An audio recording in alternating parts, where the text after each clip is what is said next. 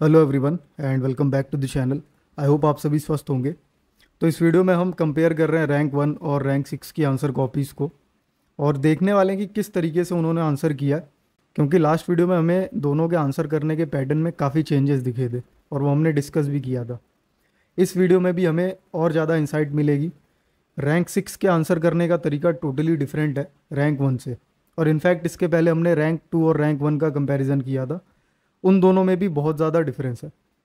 तो आइए इस क्वेश्चन के थ्रू उसको देखने की कोशिश करते हैं, और उसके पहले मैं बेसिक डिटेल्स दे देता हूँ आपको। तो ये रैंक 1 है आदित्य श्रीवास्तव, और ये इनकी कुछ बेसिक डिटेल्स है। प्रीवियस जॉब इनकी गोल्डमैन सैक्स में थी। थर्ड अटेम्प्ट था इनका, 23 में रैंक 1 आई है, उसके पहले 236 आई थी, और उसके पहले इनका प्रीलिम्स क्लियर नहीं हुआ था। मार्क्स की बात करें तो 1099, जिसमें से 899 रिटन में और 200 पर्सनैलिटी टेस्ट में। ऑप्शनल की बात करें तो इलेक्ट्रिकल इंजीनियरिंग इनका ऑप्शनल था। यहाँ पे हमारे पास रैंक 6 सृष्टि धवस, इनकी प्रीवियस जॉब थी आरबीआई ऑफिसर, ग्रेड बी की ऑफिसर थी ये। इनका फर्स्ट अटेम्प्ट था 23 में, और इसमें इनकी रैंक 6 आई है। मार्क्स 1048, जिसमें से 862 रिटन में है और 186 पर्सनैलिटी टेस्ट में है। ऑप्शनल की बात करें तो पॉलिटिकल साइंस इनका ऑप्शनल है। तो इस बैकग्राउंड से ये समझ में आ रहा है कि इनका कहीं ना कहीं टेक्निकल बैकग्राउंड है और इनका कहीं ना कहीं ह्यूमैनिटीज़ से रिलेटेड बैकग्राउंड है। तो इससे हम ये आइडिया लगा सकते हैं कि दोनों के आंसर करने के पैटर्न में किस तरीके का चेंज देखने को मिलेगा। ये हमने ऑलरेडी डिस्कस कर लिया ये वाला क्वेश्चन। आज जो हम करने वाले हैं वो ये क्वेश्चन होने वाला है। वर्ल्ड ज्योग्राफी से रिलेटेड ये क्वेश्चन है। Giving an account of the major lithium producing countries, discuss the geopolitical aspects of lithium production and its environmental implications. तो ये क्वेश्चन है, इसके 3 पार्ट्स आपको दिख रहे होंगे। एक तो ये येलो में, फिर ये रेड में, और फिर ये ब्लू में। अब ये 3 पार्ट्स मैंने क्यों डिवाइड किए हैं इस तरीके से, और आगे ये आपको इतना कलरफुल क्यों दिख रहा है, उसकी डिटेल अगर दूं तो ये जो येलो पार्ट है इसको हमने येलो से एड्रेस किया है यहाँ पे। रेड पार्ट जो है उसको हमने रेड से किया है, और उसके बाद जो ये ब्लू पार्ट है उसको हमने ब्लू से बताने की कोशिश की है। तो इससे ये क्लियर हो जाता है कि किस टॉपर ने किस तरीके से आंसर किया है और कहाँ कहाँ उसने इन तीनों पार्ट्स में किसको मेंशन किया है, या कितना आंसर में उसने ध्यान दिया है कि ये चीज़ें मुझे मेंशन करनी है। तो आंसर स्टार्ट होता है और बेसिक इंट्रो से स्टार्ट होता है।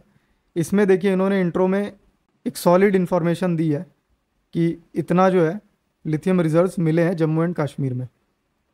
इनके इंट्रो की बात करें तो इन्होंने थोड़ी सी अलग डिटेल्स दी है। इन्होंने लिथियम कहाँ कहाँ यूज़ हो रहे हैं उसकी चीज़ें बताई हैं कि ये देखिए ये सोलर पैनल्स में है, विंड टर्बाइंस में है, इलेक्ट्रिकल अप्लीकेशंस होते हैं इसके, और सेमीकंडक्टर्स में है।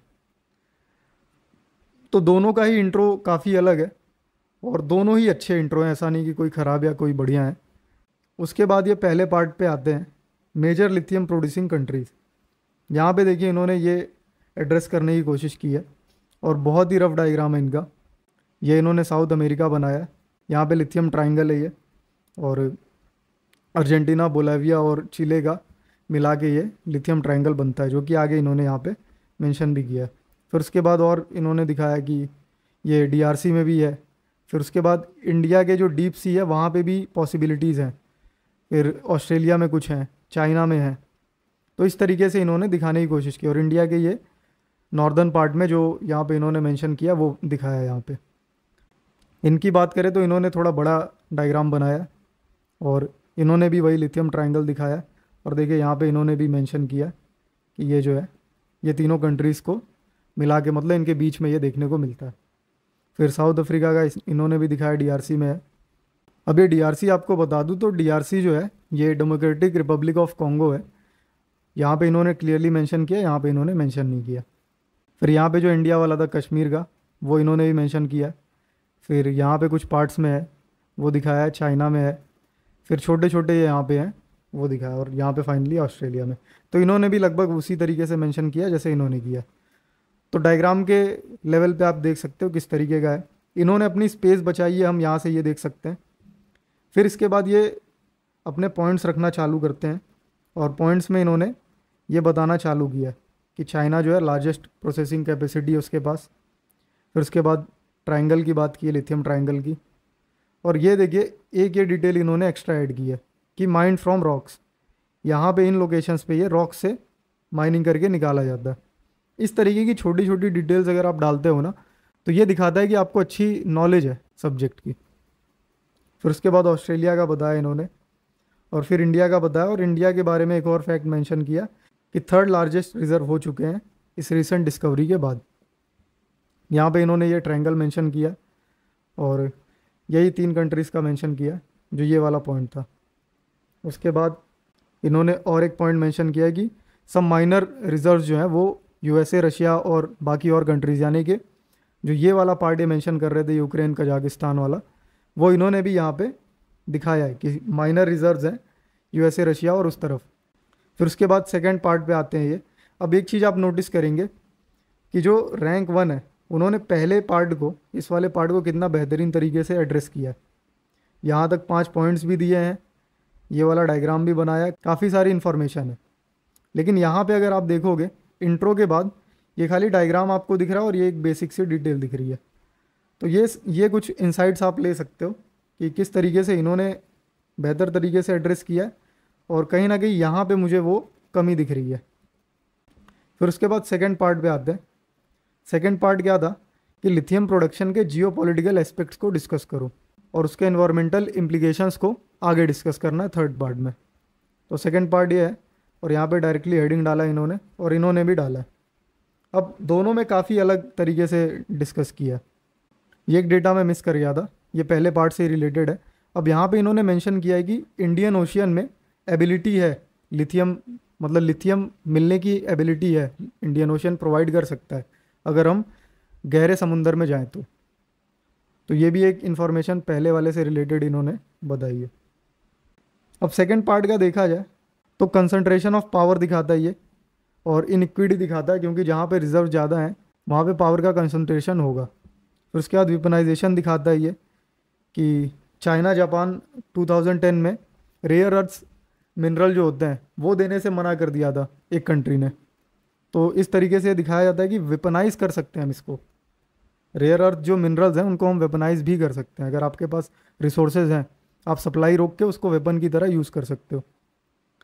फिर उन्होंने मिनरल सिक्योरिटी पार्टनरशिप की बात की है कि जियोपॉलिटिकली जो है इसके लिए पार्टनरशिप वगैरह बनी हुई है कि एक दूसरी कंट्री जो है फोर्स ना कर सके एक दूसरे पे। फिर एजेंडा ऑफ पॉलिटिसाइजेशन है, और फिर ये कुछ और पॉइंट्स दिए हैं। अब यहाँ पे एक और एक्स्ट्रा डिटेल इन्होंने मेंशन की है। देखिए यहाँ पे इन्होंने क्या मेंशन किया है कि ये जो ह्यूमन मिजरी हुई थी कॉन्गो कोबाल्ट की, तो इन्होंने कोबाल्ट का बताया है कि कोबाल्ट जो है वो लिथियम बैटरी में ज़रूरी होता है, उसके एनोड वाले पार्ट में इसको यूज़ किया जाता है। तो यहाँ पे उन्होंने बैटरी का स्ट्रक्चर बना के दिखाया। फिर ये 5वां पॉइंट जनरल सा है कि various forms of dependency strategically, ये कुछ इतना खास है नहीं। यहाँ पे अगर देखें तो इन्होंने टोटली अलग तरीके से एड्रेस किया। इन्होंने बताया कि जिन कंट्रीज़ के पास रिजर्व्स हैं और जिनके पास नहीं है उन दोनों को कंपेयर कर दिया। जिनके पास है उनके पास क्या एडवांटेज है, जिनके पास नहीं है उनके ऊपर क्या डिपेंडेंसी है या वो किस पे डिपेंड कर रहे हैं। तो इनका क्या है कि स्ट्रेटेजिक एडवांटेज है, और यहाँ पे जो है कंट्रीज़ जो है डिपेंड होती है इंपोर्ट्स के लिए। यहाँ पे क्या है कि उनके इंडस्ट्री और ग्रोथ में बूस्ट देखने को मिलता है इसकी वजह से। और यहाँ पे क्या है कि फॉरेक्स यूज़ किए जाते हैं और करंट अकाउंट डेफिसिट देखने को मिलता है। तो ये पॉइंट जो इन्होंने इकोनॉमी से कहीं ना कहीं रिलेट किया। फिर उसके बाद ये कुछ पॉइंट्स हैं कि ग्लोबल मार्केट को कैसे इन्फ्लुएंस कर सकते हैं वो सप्लाई चेन को यूज़ करके, और यहाँ पे दिखाया कि कैसे दिक्कत हो सकती है उसकी वजह से। अब क्लियरली आप डिफरेंस देख सकते हो कि इनका जो एड्रेस करने का तरीका है इनसे टोटली डिफरेंट है। फिर ये पता नहीं इन्होंने क्यों ये पॉइंट डाला था कि supply chain resilience is affected during distress and conflicts, यानी कि कोविड और रशिया यूक्रेन वॉर के टाइम पे सप्लाई चेन जो है वो डिस्ट्रेस होती हुई दिखी है, उसमें जो है दिक्कत होते हुए दिखी है। अब इस तरीके से हम किसी भी चीज़ को बोल सकते हैं ना, ये तो लिथियम के लिए लिमिटेड होगा नहीं, क्योंकि कोविड के टाइम पे तो हर चीज़ की सप्लाई चेन जो है डिस्ट्रेस हुई थी, और रशिया यूक्रेन में जो है उस रीजन में और भी जो मिनरल्स हैं और भी जो हमारे क्रूड्स हैं उनके लिए दिक्कत देखने को मिल ही रही है सप्लाई चेन में। तो ये कहीं ना कहीं मुझे एक यूज़लेस पॉइंट लगा, यहाँ इसको ये अवॉइड करके अपना वर्ड लिमिट बचा सकते थे। फिर आगे बढ़ते हैं तो थर्ड पार्ट आ जाता है इनका, और यहाँ पे इनका थर्ड पार्ट आ जाता है। जो कि है इन्वायरमेंटल एस्पेक्ट उसका, उसके इम्प्लीकेशंस क्या हैं। अब ये देखने वाला पार्ट है और इसमें भी काफ़ी कुछ एक्स्ट्रा देखने को मिला। यहाँ पे देखिए इन्होंने कैसे एड्रेस किया कि बताया कि इन्वायरमेंटल इम्प्लीकेशंस क्या हैं। एक्सट्रैक्शन के मेथड से दिक्कत होती है क्योंकि इसकी वजह से पॉल्यूशन होता है। यहाँ पे अगर देखा जाए तो इन्होंने डिटेल्ड उसका अकाउंट दिया कि every KG of lithium mine वो क्या करता है कि 170 लीटर वाटर उसको ज़रूरत होती है। तो वाटर स्कैरसिटी का पॉइंट इन्होंने रखा है और स्पेसिफिक होके रखा है।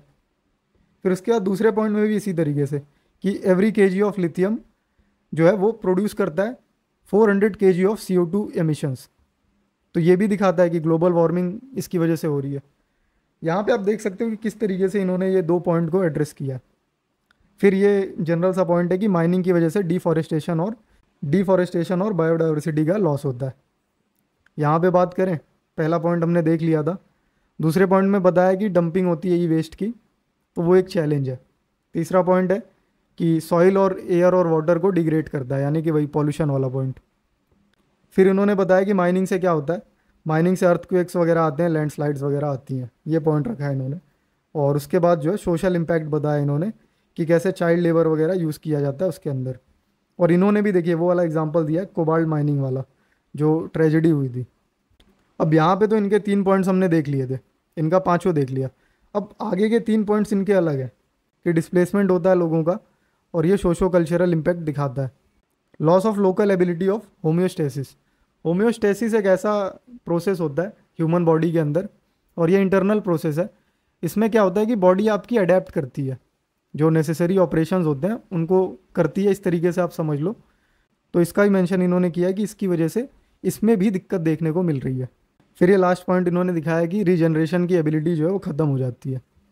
तो इस तरीके से कुछ ये 3 पॉइंट्स अलग हैं और ये 3 पॉइंट्स टोटली प्रोडक्शन से रिलेटेड है और उसके इन्वायरमेंटल इम्पैक्ट क्या है उससे रिलेटेड है। फिर ये जो पार्ट है ये दोनों ने ही अलग से एड्रेस किया है। यहाँ पे क्या इन्होंने कहा है कि यहाँ पे ज़रूरत क्या है, मतलब ये प्रॉब्लम्स तो हमें देखने को मिल गई, अब ज़रूरत क्या है उसकी बात हो रही है। तो पहला तो है कि रिन्यूएबल एनर्जी यूज़ करनी चाहिए माइनिंग के लिए। दूसरा है कार्बन कैप्चर को यूटिलाइज़ करना चाहिए हमें। और थर्ड है वाटर ट्रीटमेंट वगैरह और उसको रीयूज़ करना चाहिए, ज़्यादा वाटर लॉस ना हो। अब ये पॉइंट जो है ये भी काफ़ी अच्छा पॉइंट इन्होंने मेंशन किया। अब एंड करते करते इन्होंने क्या कहा है कि this would ensure mineral security while uphold the article 48A of constitution. अब आर्टिकल 48A जो है वो कम्प्लीटली डेडिकेटेड है इन्वायरमेंट के लिए और उसका यहाँ पे इन्होंने मेंशन कर दिया। यहाँ पे देखें तो यहाँ पे भी इन्होंने वही चीज़ कही है कि स्टेप्स क्या ले सकते हैं हम, और इन्होंने सप्लाई चेन को पॉइंट बनाया कि सप्लाई चेन को कैसे हम मैनेज करके इन सारी चीज़ों को सॉल्व कर सकते हैं।